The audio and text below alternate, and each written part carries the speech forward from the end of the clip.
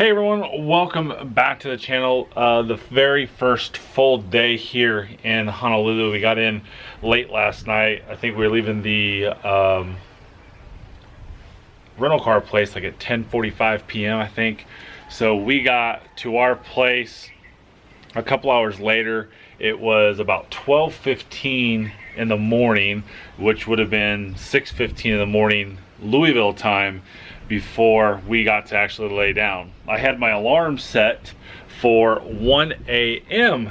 Hawaii Standard Time because I was told that Delta Airlines was going to open up their baggage area at 4 a.m. West Coast time. Were we confused on all these times? I certainly am. So I got about 45 minutes of sleep.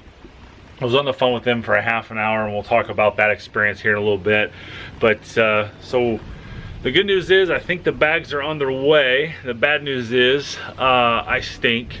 I'm afraid to take a shower because I think I'd wash any deodorant I have off of me left. We're gonna go buy some, then maybe come back and take a shower, but the clothes still stink. So it is what it is. Hey! She really stinks. I'm still in the same clothes.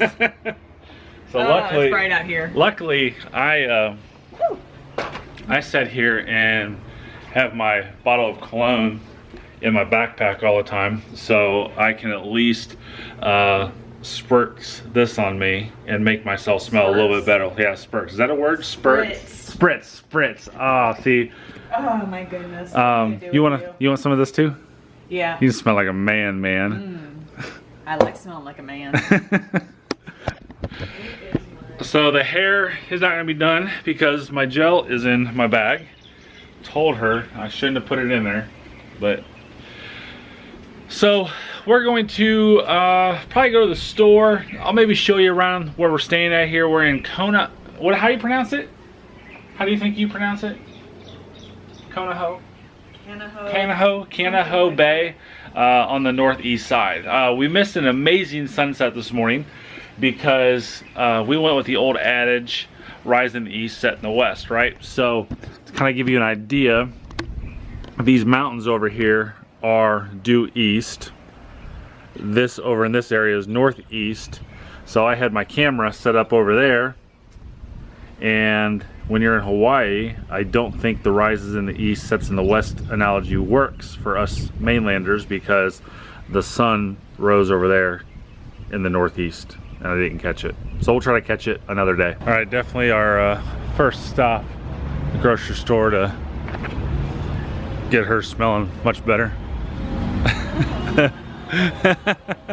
Yeah, I was just like standing here and was like smelling peaches, right? And I turn around and see all this nectarines. Apricots. Yeah, wow. Peach.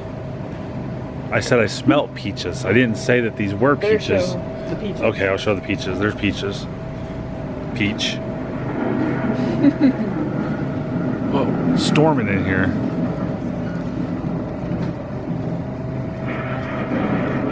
Whoa, it storms over there. That's awesome.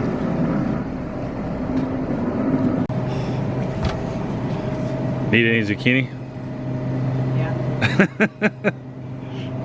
All right, so we got all of the stuff. You have to buy bags here in Hawaii. That's kind of interesting. You have to buy plastic bags, but not a lot of stuff. How much do you think this cost us? There's two figures. There's one before the Savior's card and one after the Savior's card. So if you get either one of the numbers, I'll pin your comment as the winner. All right, so it's a little after 1 o'clock in the afternoon here in Hawaii. It's 1:25 actually. Hair's still not done, but the plane from Los Angeles just landed about 6 or 7 minutes ago, and I've been watching on their flight tracker. So we're gonna go grab the bags, and I have since also bought flights home, and we're gonna go back to actually Los Angeles on the 10th of June. So if you're in LA, let's meet up. You know, throw it in the comment section below that you're in LA. I'm gonna for sure go see an Anaheim Angels game. They play LA, so we're gonna buy tickets for that. We haven't done that yet, but we'll buy those or buy them there or whatever. And then also NBA Finals is going on as well. So maybe if they're still playing, we could catch a game of the finals there as well. So this is our Jeep that we have here in Hawaii. It's purple. Perfect. It's unlimited sport, JK. You ready, Stinky? I am ready. You tired? No, I'm just looking at the nice dark clouds. Yeah, I see those. I was just getting ready to tell them that we've got the top off, the three-piece top. We have two of the three-piece tops off. I'm thinking about stopping at like AutoZone or something. I saw those couple Napa, stuff like that. Thinking about maybe buying a couple wrenches and taking the doors off. Not exactly sure. I'm not sure if I want to take the top off. The top's really easy. There's a ton of chances of rain. I don't know. I know. The top is real easy. It's just 6 bolts. So, yeah, 1 there, 2, 3, 4, 5, 6. Yeah, 6 bolts. But then I got to pull it off, and I could mess up my back. So I don't know. We may just leave that off. But the doors might come off. We'll have to see. You know, it's kind of the rules. Should go topless. But my hair. Oh God, your hair. If it gets wet, YouTube does not want to see me. Oh, okay. Well, let's just go get our bags. All right, here is where we're almost here. Hello, how are you? We have some bags here to pick up. Last name's Davenport. Oh, 2 bags. Yes, Right? yep, correct.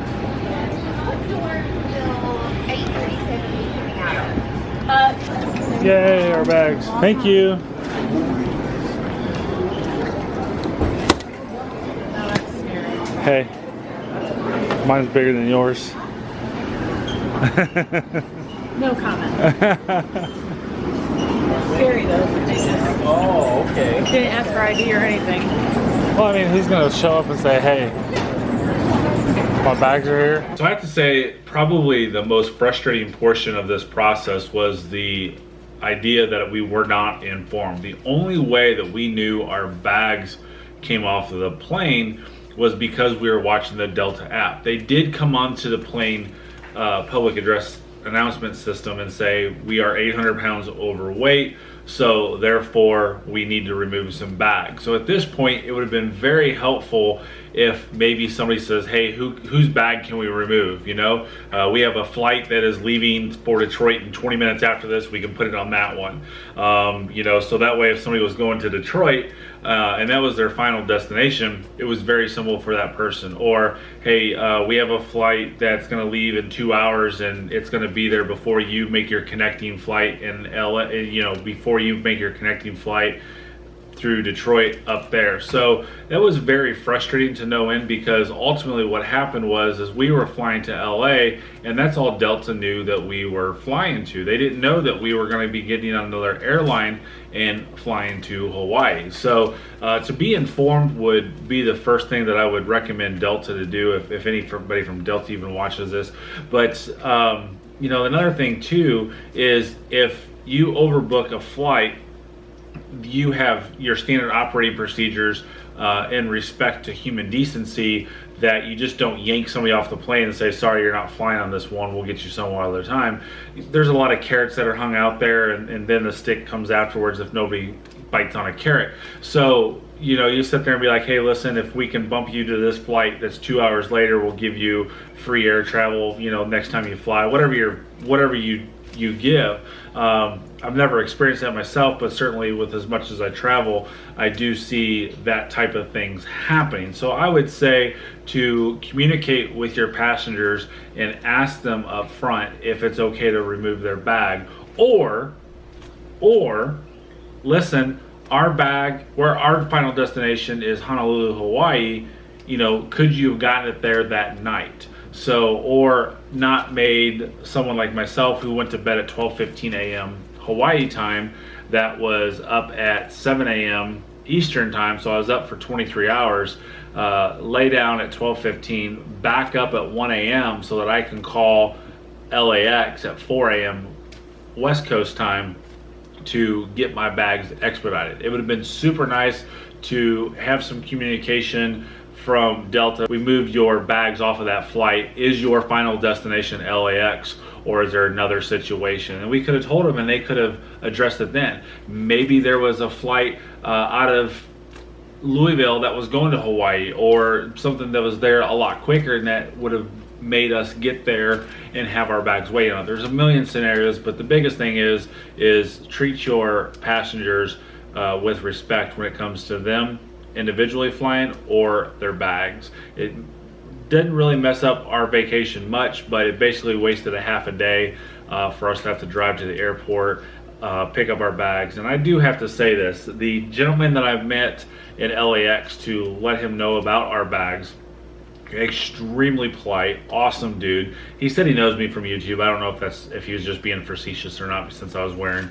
my Chevy Dude shirt, but regardless of the situation, he was super nice, and every single person I talked to on the phone was super nice, and the agent who called me and that I met when I picked up my bags, super nice. So I do gotta say that with Delta, every single person I dealt with was extremely professional and extremely nice. Well, we got our bags back, excited to change clothes, take showers, all that good stuff.